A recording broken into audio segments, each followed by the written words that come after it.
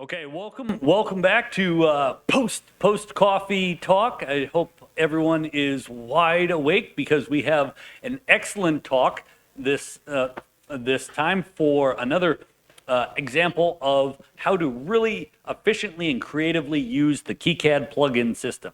This talk from Mark Hämmerling. He's a hardware enthusiast and hardware engineer and embedded systems enthusiast. He's a long-time, passionate KiCad user. He's contributed a large part of the German translation since version 6. So, when you see mistakes in the German translation, you know who to talk to. Not that there are any. Es gibt keine darin. Author of KiVar, the plugin he'll be talking about, a tool for switching KiCad assembly variants. So please give a warm welcome to Mark Hämmerling.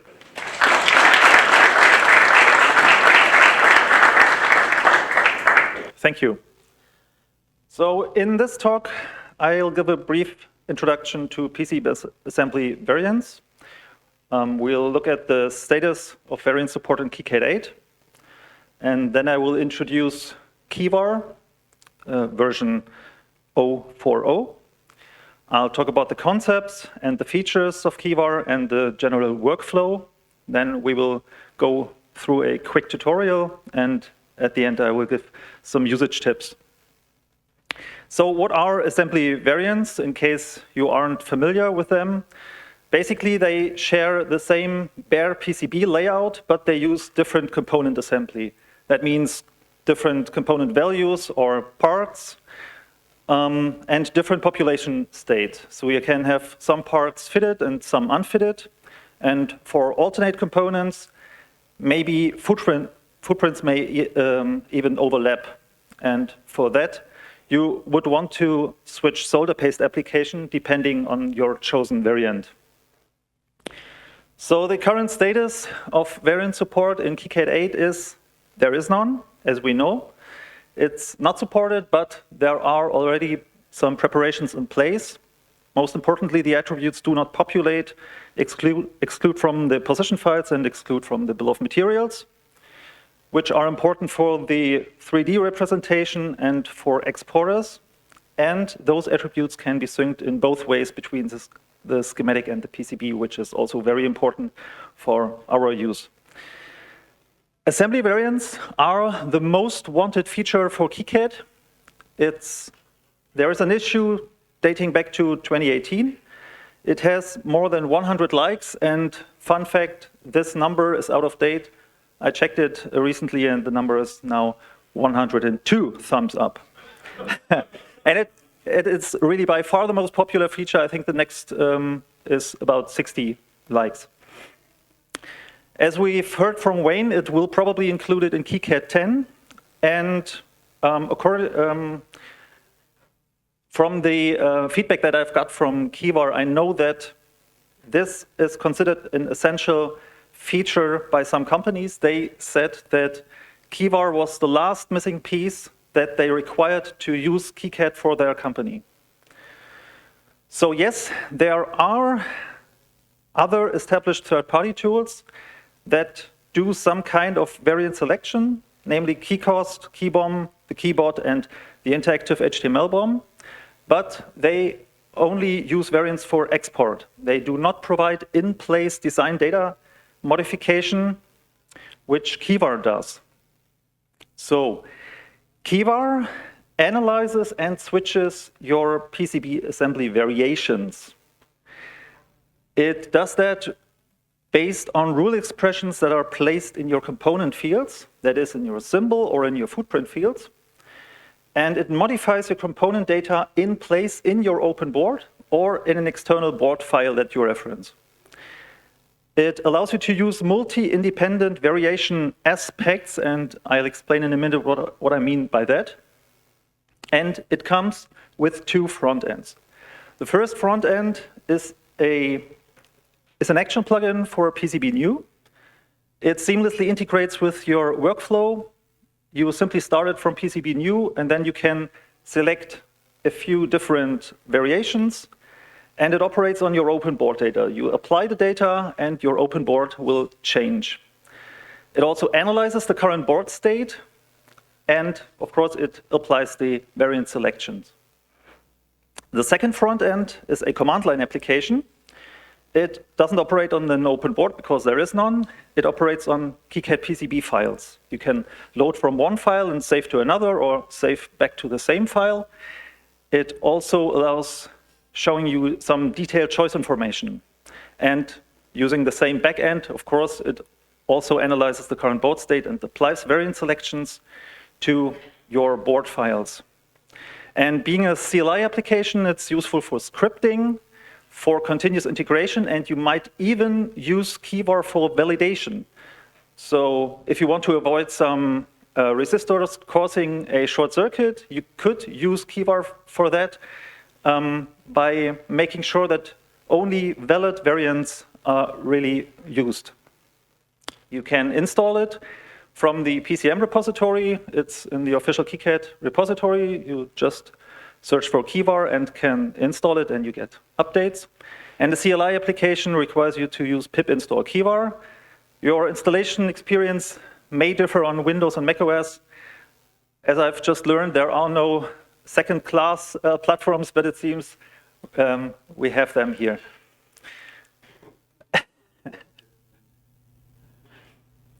So, what can KiVar do for you? It can modify your component. It can modify your component value, most importantly. But also very important, it can modify any custom field content, such as the MPN or tolerance or voltage or whatever. And it can modify footprint attributes, such as the attributes I've just mentioned. It can also switch solder paste application for your footprint, depending on the choice you've made. And it can switch the visibility of individual 3D models that are linked to your footprint. So you heard me say the term aspects. What do I mean by that? Well, in many EDA tools, you have a single global variant scope that applies to your whole design. And this leads to a large number of variants that your design may use. And each time you add another aspect to your variants, the number of variants at least doubles. So KiVar uses a different approach. In KiVar, you have multiple aspects. These are limited, small scopes where your choices apply to. And they are also portable. That means you can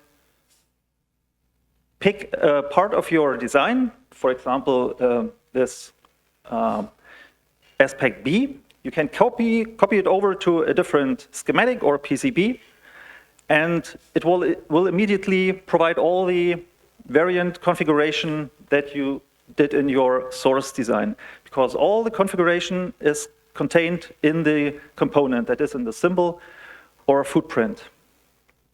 And this leads to a structure. You don't have this linear list now, but you have a structure of aspects and a list of choices for each aspect. So, aspects, choices, that sounds really complicated, and it's probably a hassle to set that all up, and I will show you now how complicated it is. We will start from scratch. We have a resistor that has no configuration. You see, KiVar complains about there are no rules. So we will add a rule now. We will add a field called var, and the value of that field will be resistance, low, high, infinite, and some stuff in parentheses. And now we run KiVar again, and you see we now have three choices: high, which applies a high resistance value, low, which applies a low resistance value, and we even have infinite, which switches the value and unpopulates your part. And that was everything that was required to configure this kind of variant. So, and moving on from there, Now imagine you can have multiple components sharing the same aspect that we've just introduced. We can also have other components adding more choices to that same aspect. We can also have other components adding further aspect to our design. And one design can have any number of aspects, and each aspect can have any number of choices. So the general KiVar workflow is like this.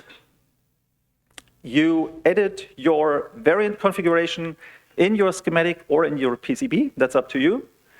You can synchronize in both directions, of course. At the end, you need the configuration stored in your PCB, of course, because KiVar is working in PCB new. So what KiVar does then, when you launch it, it will analyze your board state and pre-select a matching choice for each aspect. And then you can select different choices for each aspect as you like and apply this, and KiVar will store the new setup in your PCB, the new component states. And that means you don't have any storage of explicit state information. There is no information in your board that says that this particular choice is active. It's all implicitly stored in your board state. That is, the active choices are dynamically calculated depending on the state of your board and matching choices, if there are matching choices. So we will now go through a quick tutorial to show you all the features and how you would use them. For the first example, it's important to understand what properties are. In KiVar, properties simply are Boolean switches. When you specify them, you indicate them by a leading plus to enable a number of properties or minus to disable a number of properties. Each property identifier that follows that plus or minus is simply a single character. Properties for attributes control, for example, are the property pos or P. The indicator for that property is P. And what it will do, if you enable that property, that means please include that part in my position files, so it will disable that exclude from position files attribute. Same for the property B for BOM. It will disable the exclude from bill of materials attribute or enable it, depending on your setting. And the property fit will set the do not populate field accordingly. Most of the times you want to set all of these three attributes at the same time, because if you do not want to assemble a part, you don't want it in your position files or in your BOM, and you of course want to set the do not populate field. So then you can use that exclamation mark property called assemble, which will switch all of these three attributes at the same time. So the first example, we will now modify the value and the assembly state of a part, which is a resistor here. The scope or the aspect will be called resistance, and it will have three choices. The choice low will set the value of the resistor to 100 ohms and set it to assembled state. There is a choice called high, which sets the value to 10K, also assembled state, and there will be a choice called infinite, which sets the value to DNP, because you have to set it to some special or a particular value. You cannot leave it out, because we need a dense definition of values for the set of choices. And it will clear the assemble property. That is, for that scenario, we don't want the part to be assembled. So how would we do that?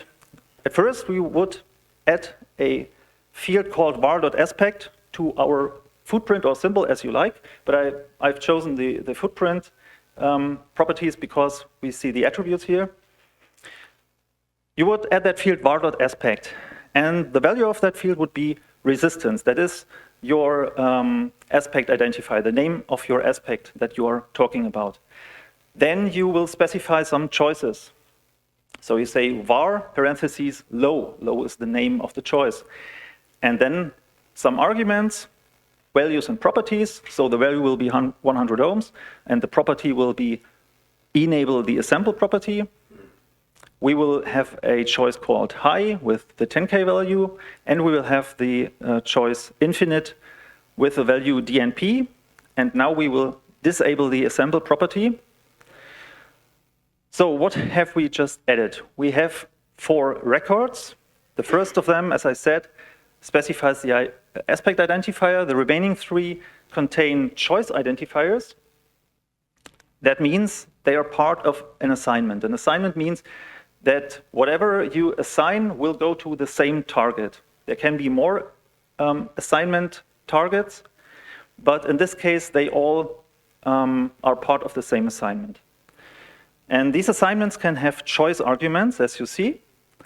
In this case, we have some content specifiers, and we have some property specifiers. These content specifiers will, in that case, be written to the value, depending on which of the choice you select.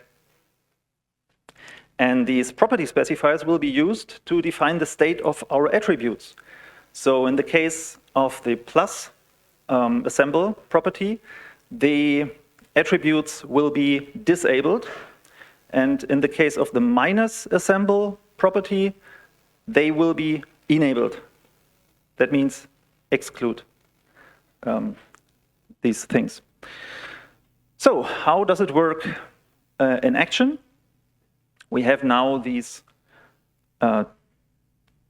fields set up for our resistor. We need to synchronize this data over to the PCB so that we can run KiVar on it. And now we see the number of choices that we have available. We will now set the value to the high choice, which leads to 10K being applied to the value. We now switch to the infinite choice, and you see there are some more actions to be done. We will now also switch the attributes. So now we have the changes done to the PCB, and we also see it in the 3D view. And if we synchronize it over to the schematic, then we will have the changes reflected there as well. So we can do it all over again, but it's the same stuff. So I said we need dense definitions, but that would mean that we have to specify each property state for each choice. But there is a thing called implicit default states for properties. That means if you specify only one state, that means plus or minus in any of your choices of that assignment, then KiVar guesses or assumes that you mean the opposite for all the other choices where you have omitted that particular property. And this allows you to define only the essential interesting choices and let KiVar do the smart guessing for you. And this keeps your expressions very short and clear. So how would we use that feature? You see we have some fields that use the same assignment, and we have 2 plus definitions and 1 minus definition. And the only interesting one is that minus fit property, because the others are standard, they're default. Normally your part will be assembled. So we can leave these definitions away, and then KiVar will guess, okay, you simply specified that minus f, so you probably want plus f to be used for all the other choices where we didn't specify it. We can do it the other way around. We can leave the minus f, and then KiVar would find only plus and would assume minus for the remaining. But if you have different opposing states, then it wouldn't provide a default. That is, if you don't explicitly specify it, it would lead to a sparse definition, and KiVar would complain about that. So the second example, we will now use multiple components sharing the same aspect, and each component will add to the list of choices available in that aspect. We want to use mutually exclusive assembly of only one of both resistors because we don't want the select signal to float, and we don't want both resistors to be assembled because they are 0 ohm resistors, and that would lead to a quite high current. So that's what I meant. We can use KiVar to check for such cases. We will have an aspect called populate resistor. It will have two choices, either upper or lower, and depending on what you choose, only the upper or the lower resistor will be populated. So we do that by adding a choice upper for the upper resistor and a choice lower for the lower resistor, and because they have the same aspect, they will be added to the same aspect. So we synchronize the changes from the schematic to the PCB. Now we run KiVar, and you notice that KiVar says that this aspect is unset. There is no matching choice currently because still both resistors are populated with, which is invalid. So we now set it to low, and you see only the lower, the bottom resistor will be populated. And now we synchronize that over to the schematic, and now the schematic has the same change applied. So if you have looked closely in the intro, I simply added one single line for the complete configuration. And in the previous two examples, I used that verbose kind of specification. That is because KiVar supports two different formats for specifying your rules. One is maybe a bit easier to learn. That's why I've chosen it for the examples. And the other one is more compact. You only use one field or one record for defining your complete variant configuration for that part. It can contain the aspect name, the choice names, and the choice arguments. The simple format has its benefits because it allows you to selectively show these fields in your schematic. In the previous examples, I've shown parts of the configuration in the schematic, which is nice for documentation purposes. But the downside of using the simple format is that because of the diversity of names that we use for that field, it pollutes your simple fields table. It creates much noise. So the benefit of the combined format is that it saves space and it saves you a lot of typing and field adding work, and it doesn't pollute your simple fields table because you only have that var entry. But the downside is you cannot fine control the visibility in your schematic. You either have that field visible or not. But the good thing is you can mix both formats for your assignment, so you can pick whatever fits your use case best for documentation purposes.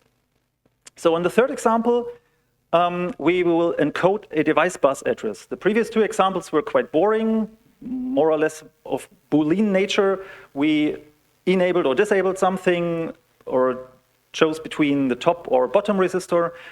But now we want to use KiVar to have a convenient selection of 1 out of 8 EEPROM addresses that we can assign for one specific IC. And we will now use that combined record format because it's much more compact. And so how would we do that? We want to control these address lines, these address inputs of our EEPROM, and we would now add rules for each of the 6 involved pull-up, pull-down resistors. And each rule string will be very similar, except that for the one case we want to enable the top, and for the same case we want to disable the bottom resistor. So we synchronize from the schematic to our PCB. And now we can conveniently select simply the address of our device. We don't have to select or enable, disable each pair of resistors, but we can now simply choose a different address and our board will be adapted. We can synchronize that back to our schematic, of course. You see what will be done, and we'll update it, and the changes will be reflected. So for the next example, I'll show you that solder paste application property. You can use KiVar to enable or disable solder paste application for a specific footprint, depending on the choice. You use that S property for that. So in the next example, we will switch an IC package together with the solder paste application. So we will now have two aspects, the EEPROM address and a new aspect called EEPROM package. And just to show you that we can have multiple aspects, we won't really use the EEPROM address because I've explained it before.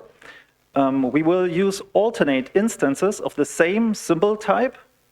We have 3 instances of the same EEPROM, but each time assigned a different footprint. And these footprints are stacked on top of each other, and only one of them will be active at a time. And because of that, because they are stacked on top of each other, we need to switch solder paste application for each of them. So how do we do that? As I said, we still have the address selection, but we now also have package selection. That is, we have one symbol referring to the SOIC, one for the TDFN, and one symbol for the PDIP version, and we will also switch the decaps along with it.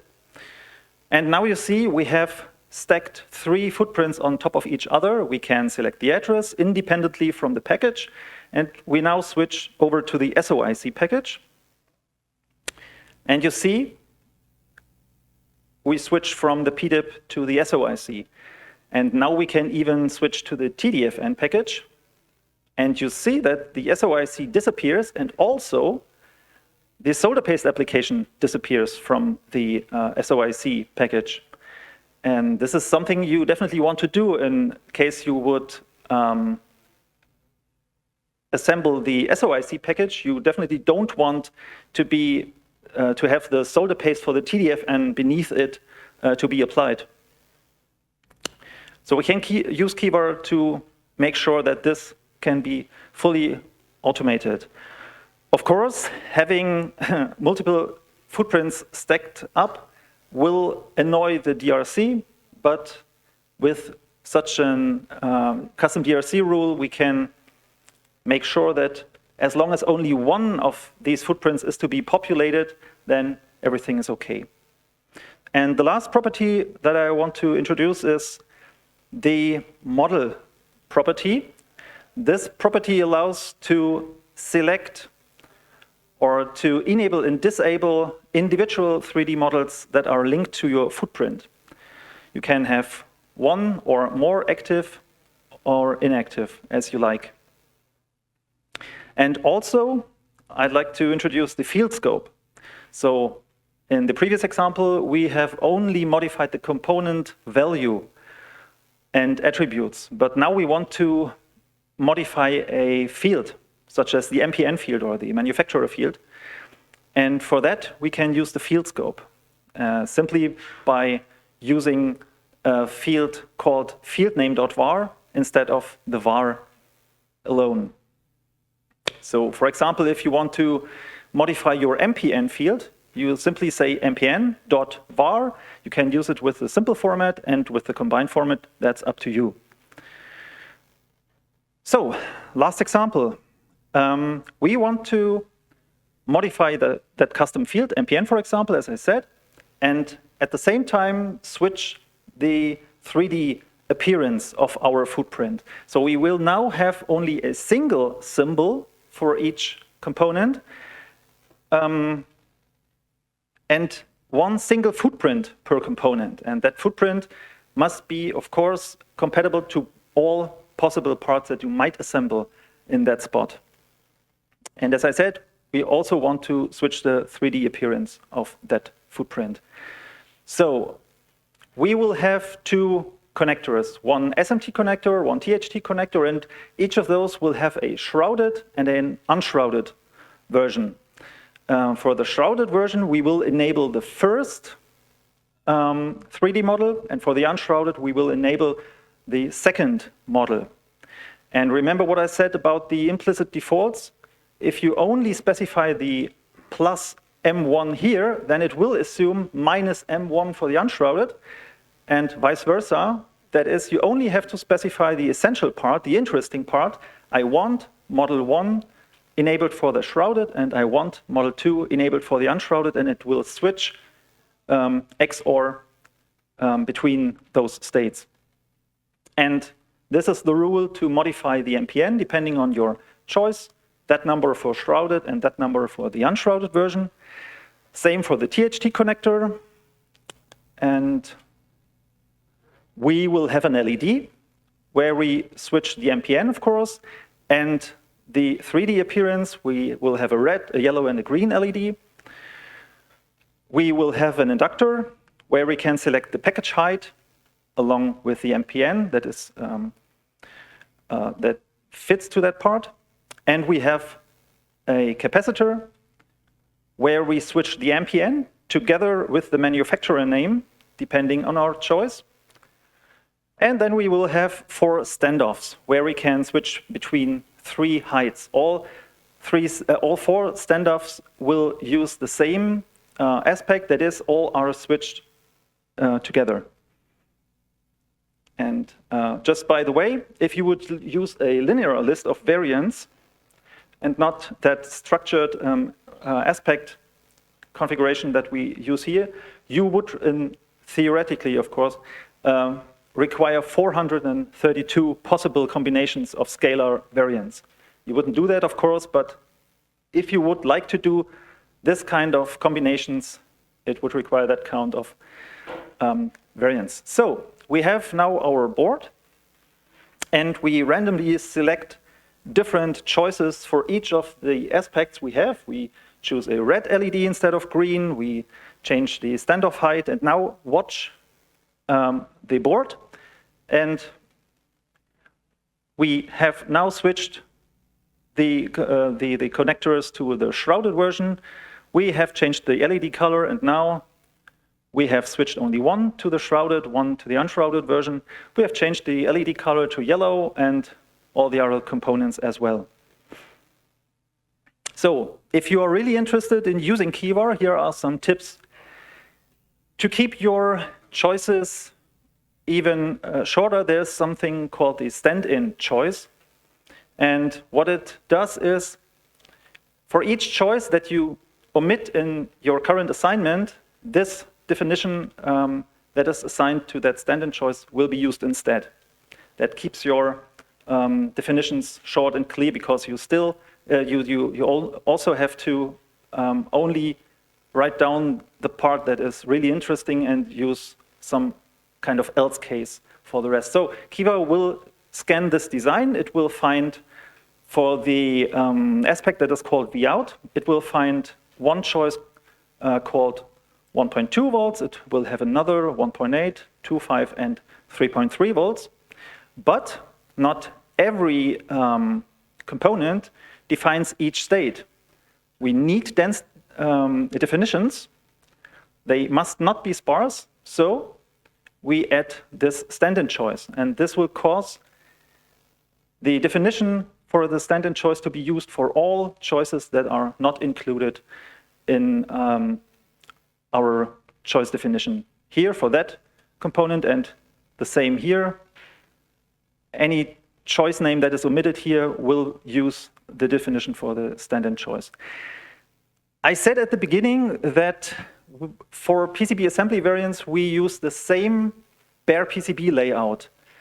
But if you like, you can use KiVar to include some informational text depending on your chosen variants. For example, in the documentation, you find something like that. You could add to the silk screen or to the mask or to the copper, whatever you want, some information that tells you what assembly variant you have chosen for that board. And you can do that in the schematic too. For example, in the I2C address example, this may be a really nice feature for documentation purposes.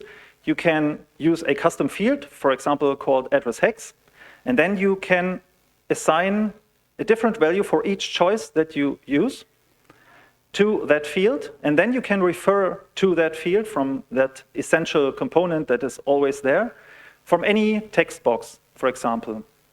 And now when we select a different address for our EEPROM, let's say we switch to 56 hex and then synchronize this information back to the schematic. Wait for it. Then this information changes as well. So you have automated documentation in your schematic. So you can, of course, have multiple of those EEPROMs or any I2C devices on your system. And for each of those, you can have a dedicated aspect, of course. And then you can conveniently select the address of each I2C device, for example, and have the address information included in your schematic. Another tip, if you use the KiVar plugin, then you will get a list of changes to be applied. If you want to locate the component that is related to that change, you can simply click into the list and it will show you where that part is located. For bulk editing, I suggest to use the symbol field table. If you have some special characters, for example, space characters in your aspect choice names, aspect names or choice names, or in your values to be assigned, simply escape or quote them as in any POSIX shell, for example. Also, property specifiers can be written in a more compact format. So that's it. If you want, you can check out the documentation, which is much more precise and complete. There are even more examples from the real world. And of course, there's an issue tracker. You can ask your questions there. You can post feature IDs and report bugs. But spoiler, there are none. So, yeah, thank you.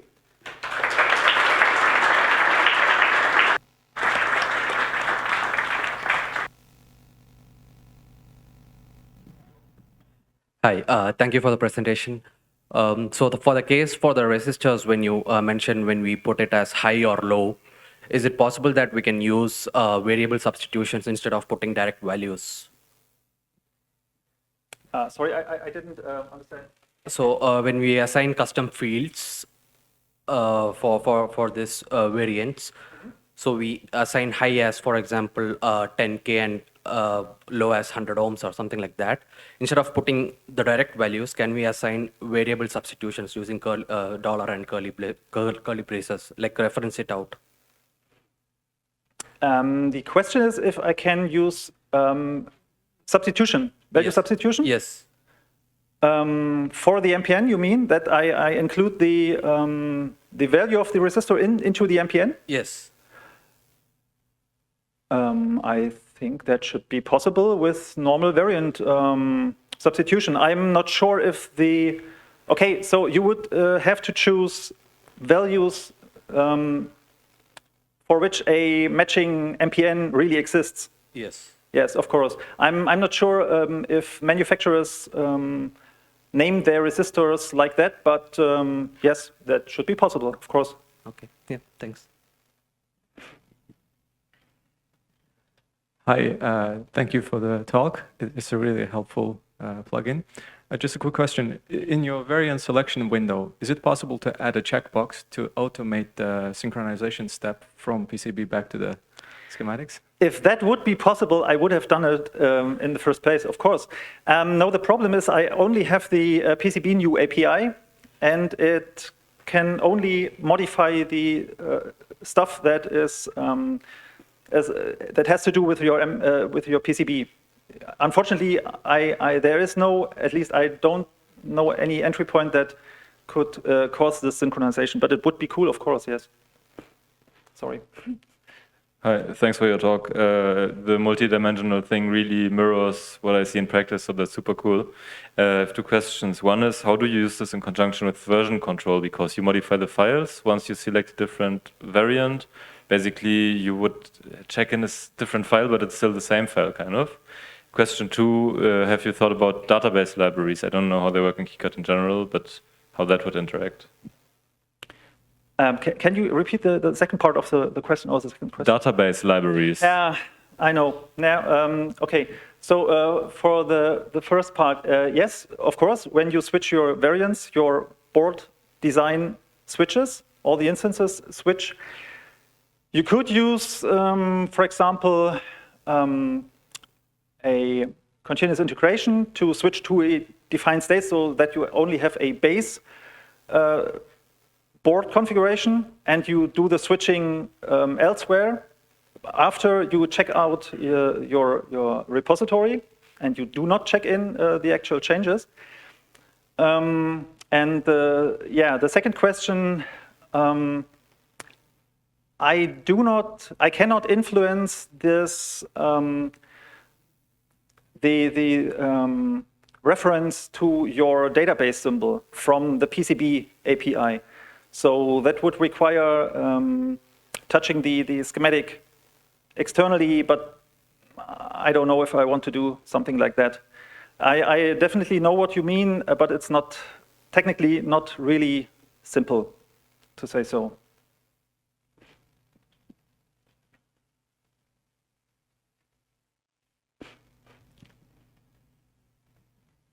Thanks for the great talk. Actually took me quite a while to understand what is possible with all the features. It's awesome what you can do with the I2 addresses, modify that. It's just engineer's heaven, I think.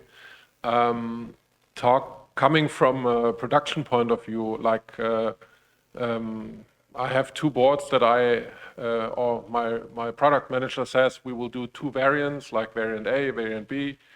I can define a variable and say, hey, this is not high and low, but this is variant A, variant B. I can also do this like that. You mean having a combination of variations or a combination of aspect choices? Okay, what you want to do is you want to switch one switch. And exactly, that one switch will then influence multiple aspects. Exactly, yeah. Yeah, I have thought of such a feature.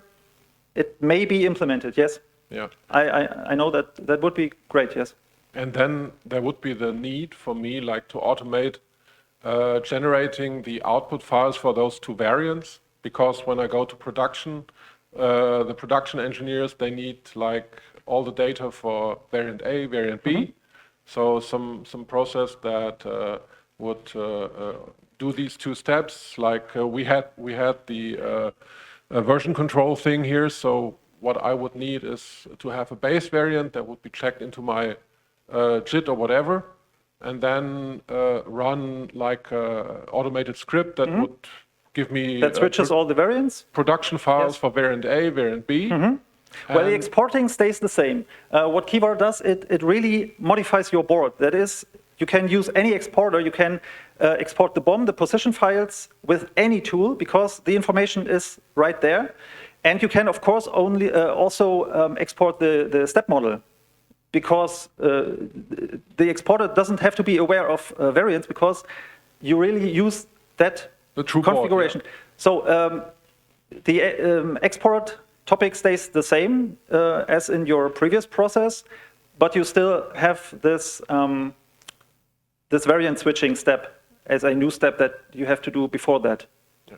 And then the last step is also my production guys. They are not changing values, they're changing parts. And with the database library that we all have atomic parts then. So it's not general resistor and a value, but it's like a pair that comes together, and we're just picking another part from that library.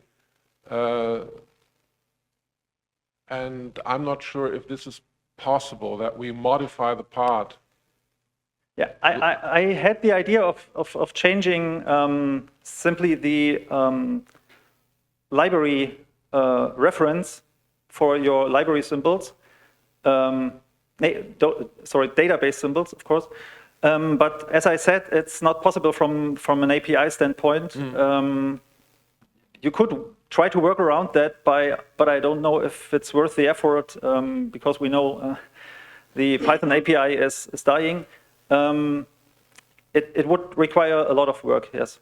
But it's technically not possible today. Thanks a lot.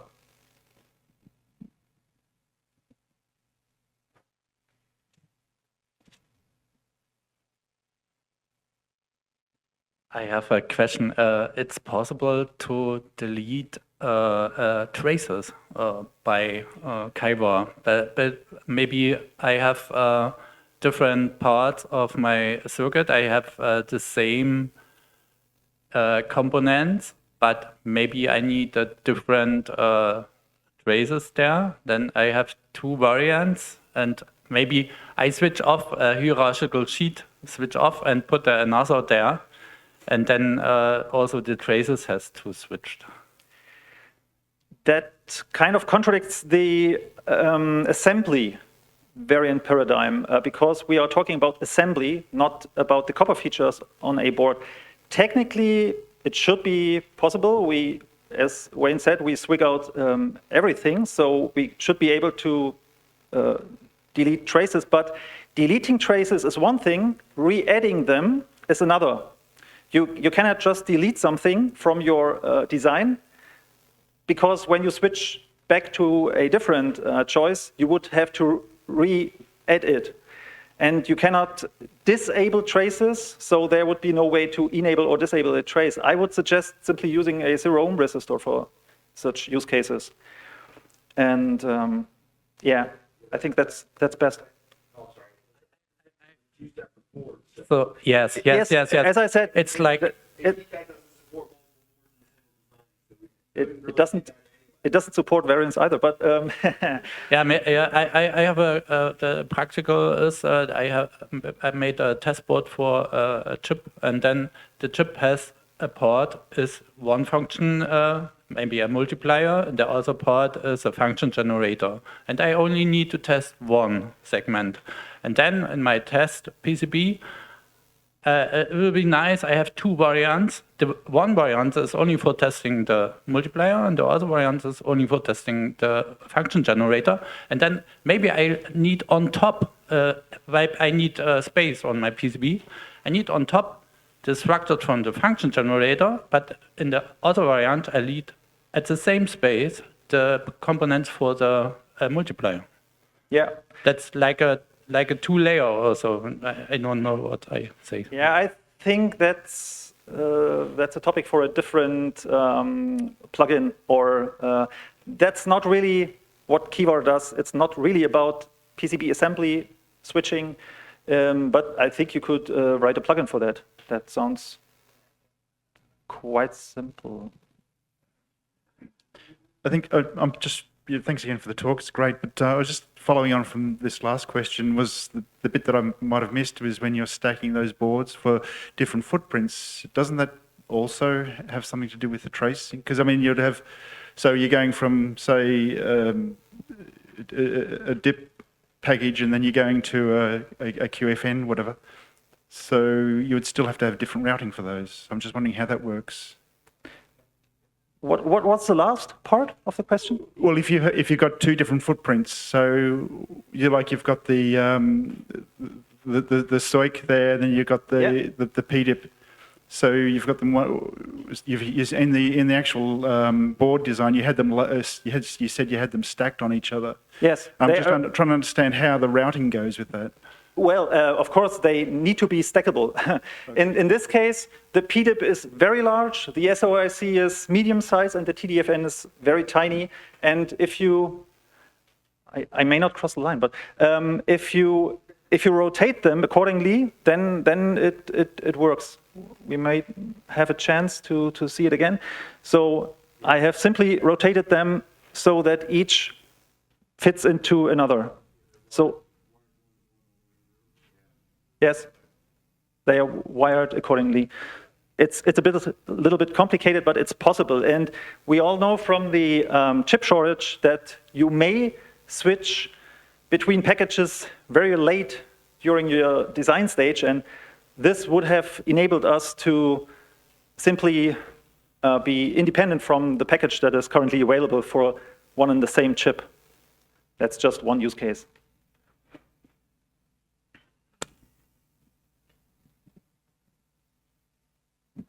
Is there a way to define constraints that only special combinations of aspects are possible? For example, if I choose a capacitor with a height of 4 millimeters, I need at least 10 ohms with 7 millimeters height, or isn't it possible? It is not possible at the moment. What you could do, you could combine two aspects to one, so that you have only valid combinations. You would then have a pair of combinations that you can switch between. You can check out the documentation. There I explain how such a combined aspect would work. For example, if you have two different aspects, but you only have 3 sensible combinations of them, not 4, then you would do such a thing because they depend on each other slightly. But it has to do with the question of variance, not aspects, but variance, where you can pre-select a defined set of choices per aspect. So with this technique, you could avoid using invalid combinations of choices for different aspects. Yes. Okay, thank you very much, Mark. Thank you.